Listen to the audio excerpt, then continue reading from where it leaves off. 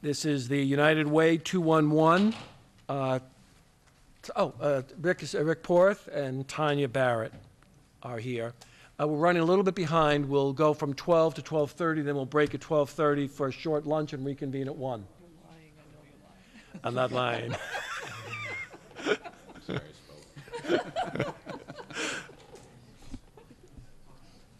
All right, Rick, why don't we get started?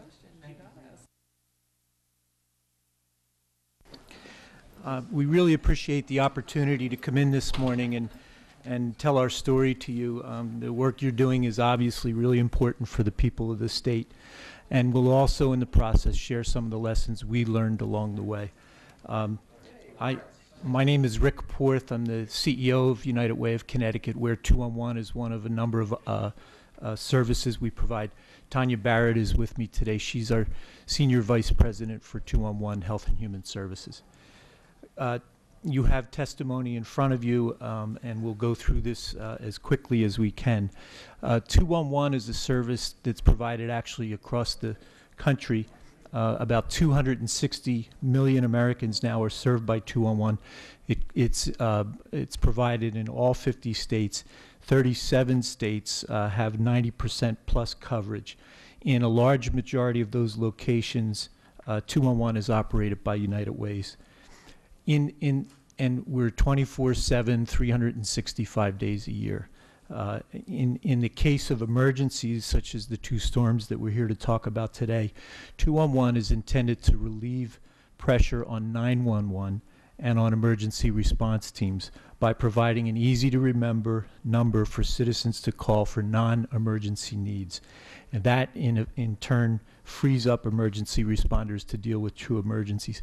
We've been doing this for 35 years. We used to be known as Infoline. For the last 12 years or so, 211, when we got the authorization to use that 3-digit call number. And we've developed, I think, good working relationships with first responder agencies, both at the state and municipal levels. Always eager to solidify that relationship and continue to strengthen it.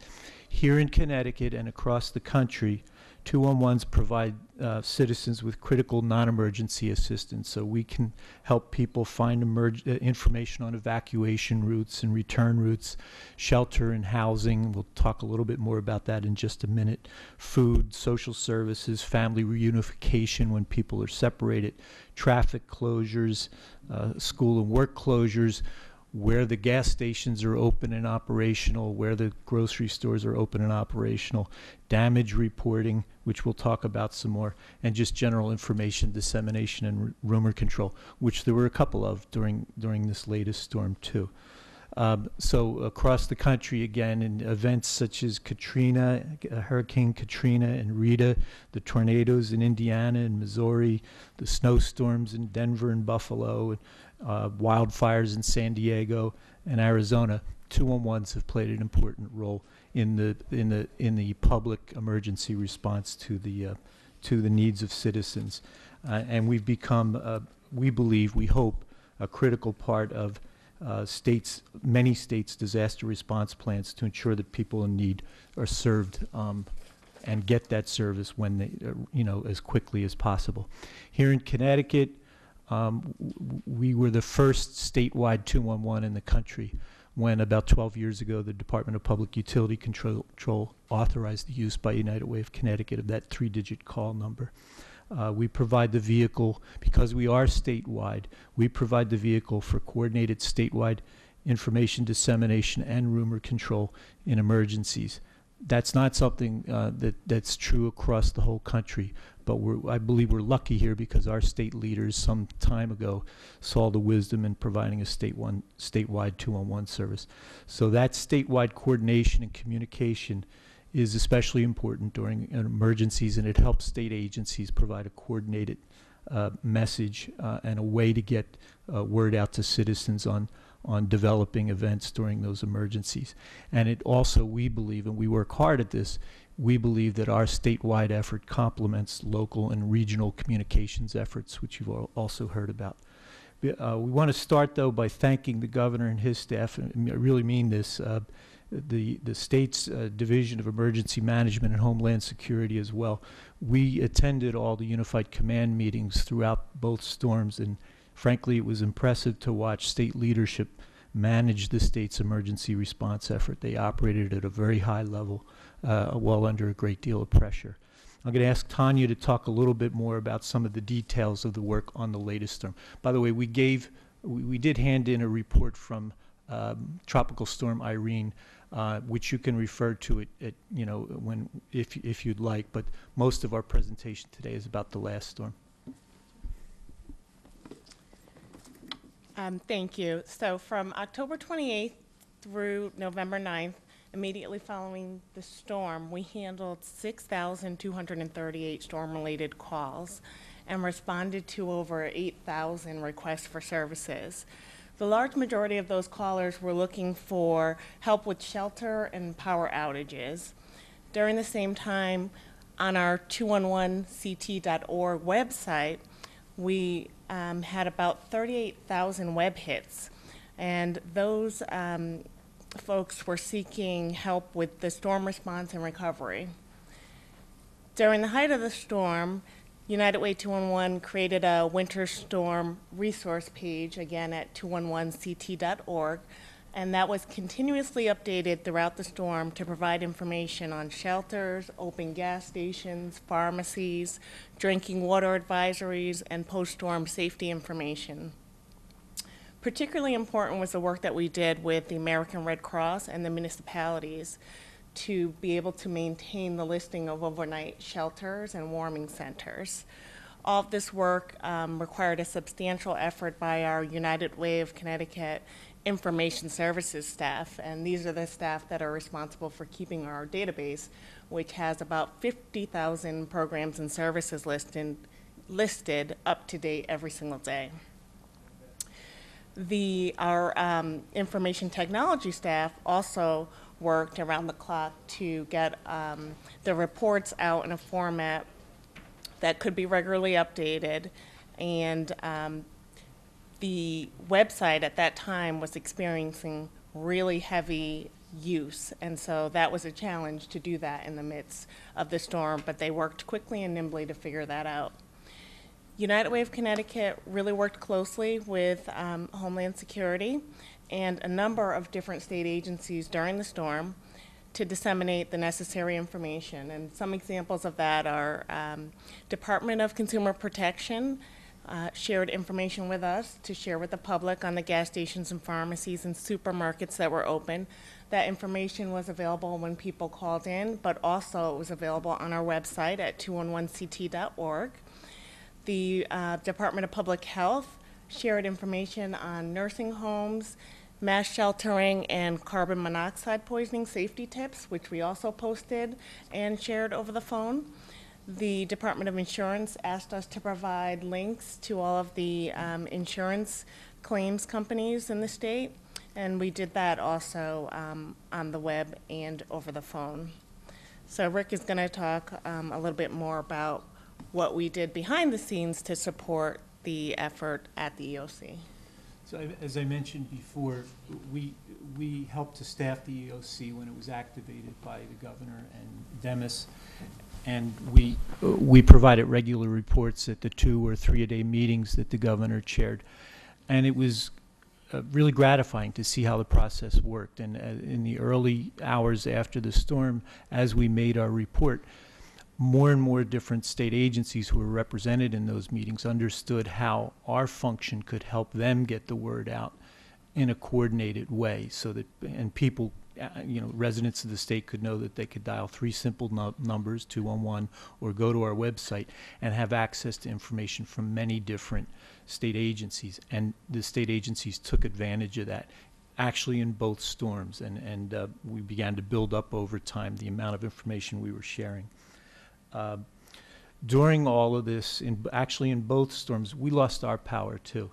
Our office is in Rocky Hill, Connecticut, and along the Silas Deane Highway. And we have a backup generator, which we purchased 6 or 7 years ago. And in both cases, the backup generator kicked right in, and we were able to continue our 211 service uninterrupted. which is something we take very seriously.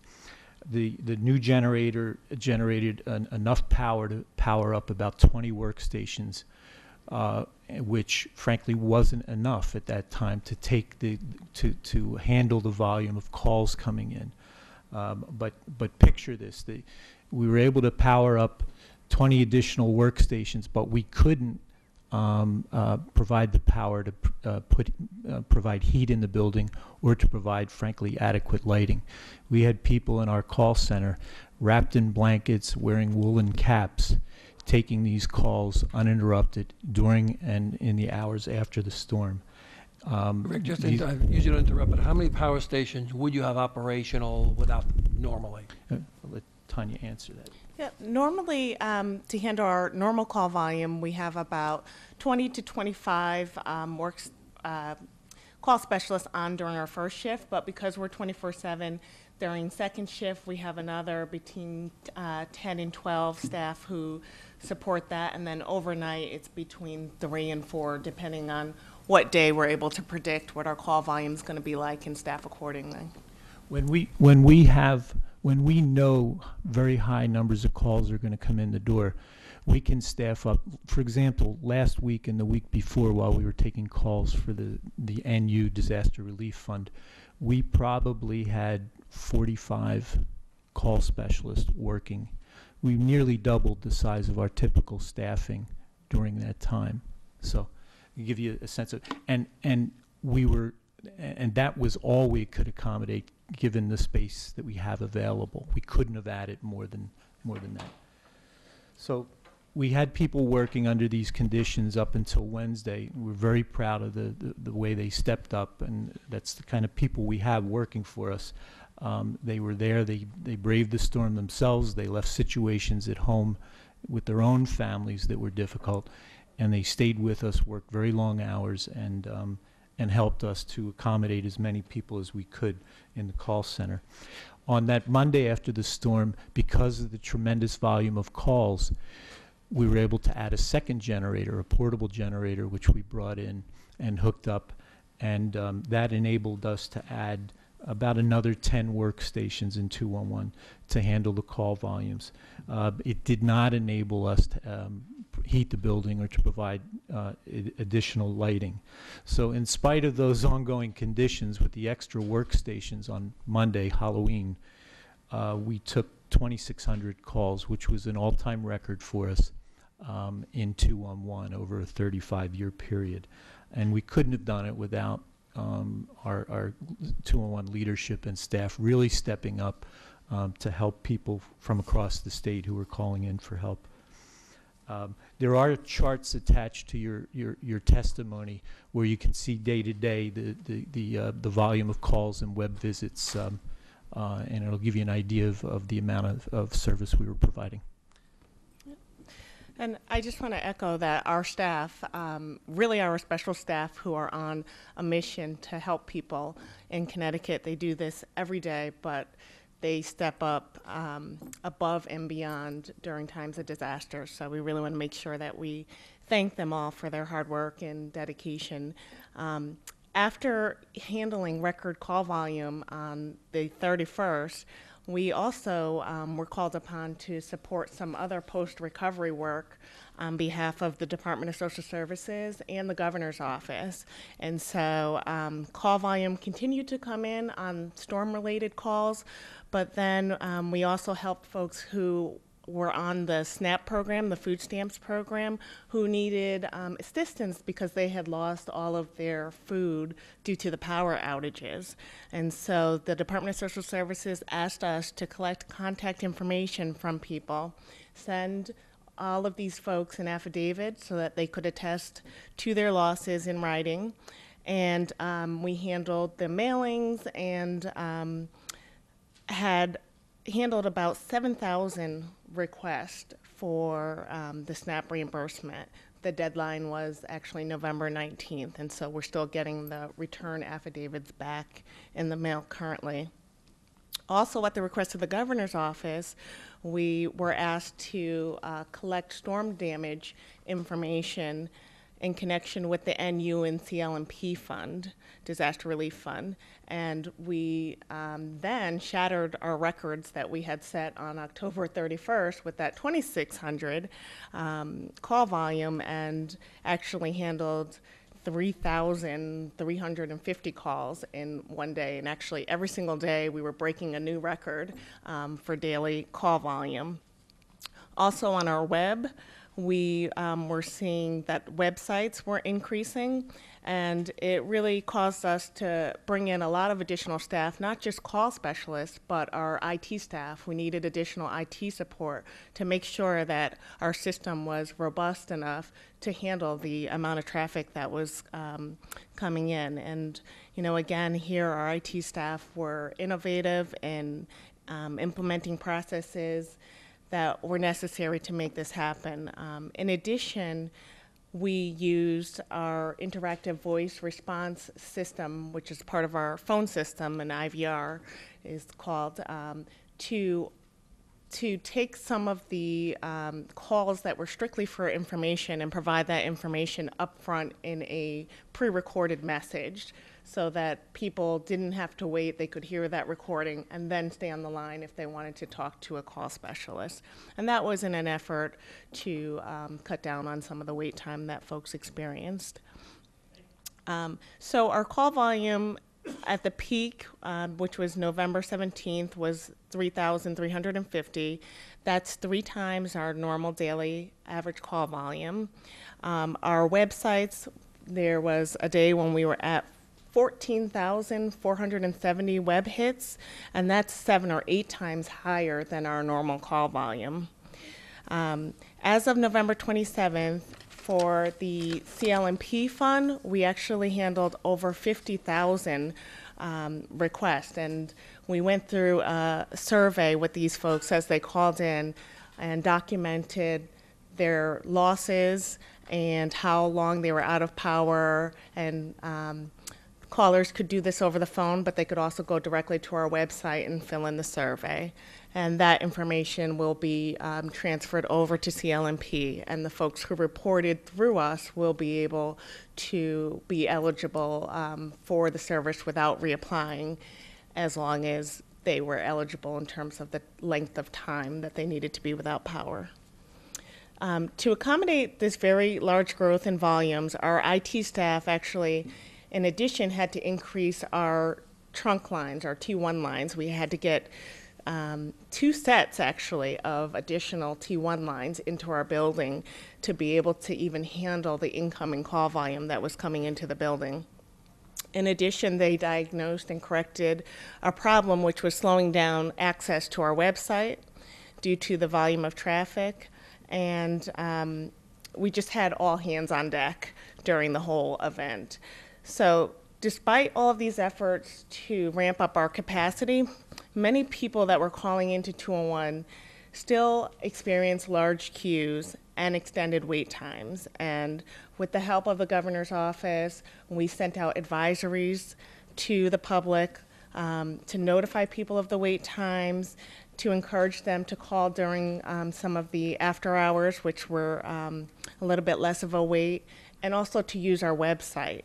And I was very surprised. I mean, there were times when we were on the phones and people were just really pleasant. I expected that people would be upset that they had to wait so long, but people were actually really pleasant and encouraging, particularly to our staff who literally were sitting huddled with blankets and sweaters and space heaters. So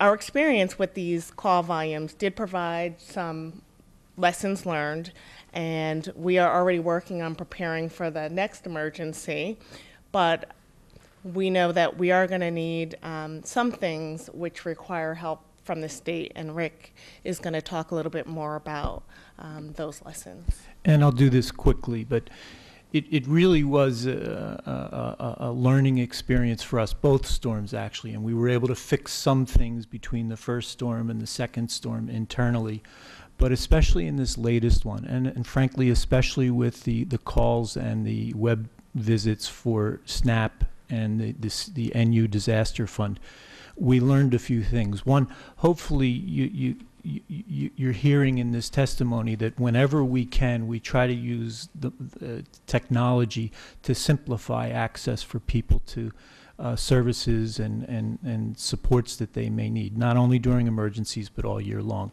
And so we really tried to encourage people to leave information or to get information through our website. And I think with some success, and I think we believe that it made it an easier, simpler, quicker process for people. When people still wanted to talk to another human being, they needed, there were some wait times, but we pulled out all the stops to try to answer as many calls as we could. But we learned, and here's one of the things, we learned that internally we could do 3 times the volume of call handling that we do on a typical day, which is something, you know, we pushed ourselves, we think, to the limit, and we learned something about ourselves in the process. We also know that we couldn't sustain that for any length of time, but in the process, we began to think of other ways to use technology to serve still more people in an efficient way, and we'll be employing those ways as we go forward with new web portals for survey responses, such as we did for the NU survey and for the SNAP survey and other things like that. And we believe that what we learned during the storm too is that it's 211 is a confidential service, but we can, you know, we often are able to tell by the conversations we have the type of people, the people who are calling us. And what we see more and more, by the way, is that people from all income groups and all parts of the state are using technology too to take care of their needs. That's not to say that we should focus exclusively on that as part of the solution. We always have to provide for people who won't have access or don't choose to use technology. But we're really working on new things like iPhone application to allow people to get the same information without even using a computer, but using the phone that's in their pocket, and so on and so forth. And our promise to you and to state leaders is we're going to keep working on those kinds of innovations to make it as easy as possible for people to get our help. So that's one thing. But we also learned that we can only go so far internally in terms of the volume of people or calls we can handle and people we can help. So, for example, we think we need a second generator now. We learned in the second storm that we had to have that second generator in order to serve more people. And we hope over time to be able to figure out how to get the money to add that. We hope that we could be included on a priority list for power restoration, because we do believe that while, again, we only complement what 911 does, but we think that the service, we know from the reaction and feedback we got from people, the service we provide, especially during emergencies, is really important to them, and they need it quickly. We're learning from other 211s around the country, especially 211s in, say, San Diego and Florida, who deal with these things on a more routine basis. We're learning techniques from them about how they can take, 10 times as many calls after an emergency or an emergency event and handle them in a way that works for the people that are looking for help. We're going to try to implement things like that. That would include, for example, an interactive voice response system. We have one internally, but we'd put one outside our building, which would allow us to channel, if we need to, certain calls, even to other 211s that are trained and ready to help with that kind of work. Just as an example of the things we plan to do going forward that we hope we can get some help on. And then also enabling our own workforce to be more mobile, so that if they can't even pass on the roads after an emergency, they could actually take 211 calls from their home. Or if our building was inoperable, one of the offers we got shortly after the second storm was that maybe we could relocate in the basement at the Department of Public Health on Capitol Avenue, a good facility, a place that could accommodate a number of people. But we can only do that if we have the equipment that allow us to pick up and move over. So those are the things we're working on, and we hope, again, we hope we can get some help from the state on following through on those, because we're really proud of the work we do every day of the year to help people find the help they need and make a better life. And we really believe that our workers stepped up during these two storms, and we know we can do more if we can get the right tools. And so thanks again for the opportunity to tell our story, and we're glad to answer any questions you may have. Thank you. Questions? I'd be interested in knowing what, I mean, you know, we're looking at probably more serious situations than what we experienced in the last two storms. So Category 3, we've been told 80% of the trees are coming down. We're going to lose 97% of our emergency services, probably will lose all connectivity. So the technology you're talking about just isn't going to work. So I guess my question is, have you looked at Katrina, Rita, see how those situations were handled in terms of 211? What kind of mutual support do you have from outside the state to come in and rebuild the capability? And it's so there's some serious situations that might, and your people are definitely not going to get there to help out the situation if it's that serious. So I'd just be interested in knowing if there's some information out there about the more serious storms that they've experienced down in the Gulf Coast. We have done that, and actually we provided call specialists after 911 and after Katrina, who helped to take the calls in the areas of the country that were affected by that. Tanya, would you please? Yeah. Elaborate. Actually, during most of the major disasters that have happened, United Way Worldwide and AIRS, which is the Alliance for Information and Referral Services, that is our accrediting agency, coordinate the mutual aid agreements. And so we have been deploying folks to, you know, a lot of folks went to Mississippi and Texas to help out with those two storms. And I think right now, actually last month, I went to United Way Worldwide to a disaster meeting for all of the 211s to really talk about even enhancing our relationships with the other 211s during the storms. We have a really good regional system too, so we really communicate well with Massachusetts, New Hampshire, Vermont, and Maine. We all collaborate, and actually we take New Hampshire's calls after hours now. So, so there could be more of that type of work done. Can I respond to real quickly? You're asking an important question, which we've been asking ourselves. And if in the event of a Category 3 storm or something, a disaster of that magnitude, it would be hard for us to get the message out on behalf of state agencies and so on and so forth. I know we're aware of the fact that cell phone service deteriorated too, but as a nearly last resort, we hope that communicating via cell phone with an iPhone app, so to speak, could be a way for more people to stay connected even when everything else is broken down. But your question's really important, and we do need to learn more from some of the other 211s on that.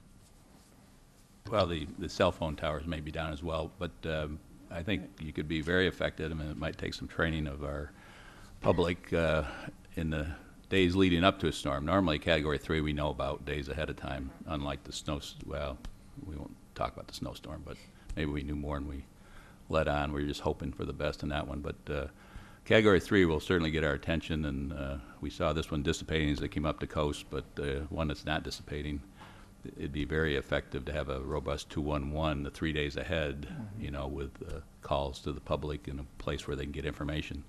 But the public's got to be educated to prepare themselves for the worst, and or they won't call into you, and you will have a system that will accommodate that. Right. But once the storm hits, then you got to have the mutual support probably to come in, and I'm glad you, and certainly I anticipated that was probably your system because it's United Way's nationwide. So yeah. Thank you very much. A question on your power went out. This question you raised about being on a priority list. You are not on a priority list for restoration? We're on a federal priority list for restoration of phone service.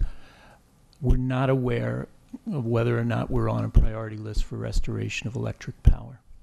And your backup system is diesel generated or natural? It's diesel. It was natural gas. It's natural gas. Yeah. I mean, that's a really interesting question. We're looking at this whole issue of the grid and strengthening the grid and identifying critical components that need to be strengthened or hardened, the Right. utilities. I have just would assume you'd have been already on that list.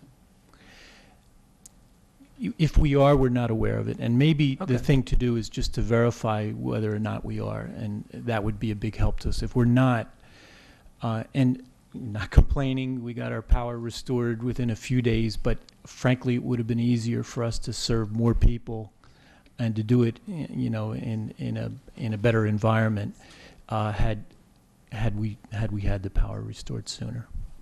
I mean, the challenge you've raised is, this storm was in October, right?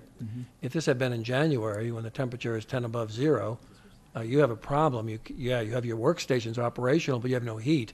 You're not going to have a labor force sitting there and, Well, I think you're right, and that's why we really feel that we need this second generator as a minimum. We were using space heaters as well, and we had them, frankly, rigged up at strategic places throughout our call center, but they were not ideal conditions. It was cold. thank you. Thank you. You get massive amounts of information from a number of sources. Is WebEOC the filter for that information? And we've spoken about WebEOC as a tool that exists but needs to be enhanced. Can you talk a little bit about your experience with WebEOC? And my context comes from the fact that your director of process is an old friend of mine, and he called me and he said, "Scott, what's going on with the shelter in Hamden? I got word that it's closed. When did it close?" I said, "We never opened it, Sean. We opened a shelter at a different facility." And I talked to my emergency management director, saw his emails, confirmed that we had sent out the right information, so I wasn't able to diagnose where the bad information came in. A great question. I'll take a crack at it and ask Tanya to respond too. We, in the immediate aftermath of the storm, we were collecting an amazing amount of information from many different sources, including the WebEOC, which we found them to be, Demis and the people at the EOC, really great partners and really dedicated to providing the best information, most accurate information possible. But we were collecting that information with the help of Red Cross on the shelters as they were opening up and when they were closing back down again a few days later. And it was a constant, almost 24-hour-a-day process. And we believe that most of the time we were providing accurate information, but once in a while it wasn't. And maybe Tanya could talk a little bit more about the process we used to collect the information on the shelters, both when they were opening and when they were closing. We definitely use the WebEOC to track what's going on in the towns and if we know which shelters are opening, but we also worked really closely with the Red Cross. So we actually sat next to each other in the EOC and physically cross-checked the list and would go through it. We also get information from newspapers. Municipalities will call us directly, which we encourage. We actually encourage people to reach out to us and give us their updates on what's happening. And we do all of this, and then we will make a call out to verify information if it doesn't kind of cross-check with the different lists. That's a process that we use all the time within 211 because we are continually updating all of our records. And like I mentioned before, there's about 50,000 programs and services that we have to keep updated. So the regular services are usually done once a year through a mail-out service, but during the storm, we're doing it 24/7 on the disaster-related services. Can I just ask a final question? In the time delay at the height of the storm, how big a problem was it? Is it 2 minutes? Was it 20 minutes? Yeah, I mean, at times it was as much as 20 minutes.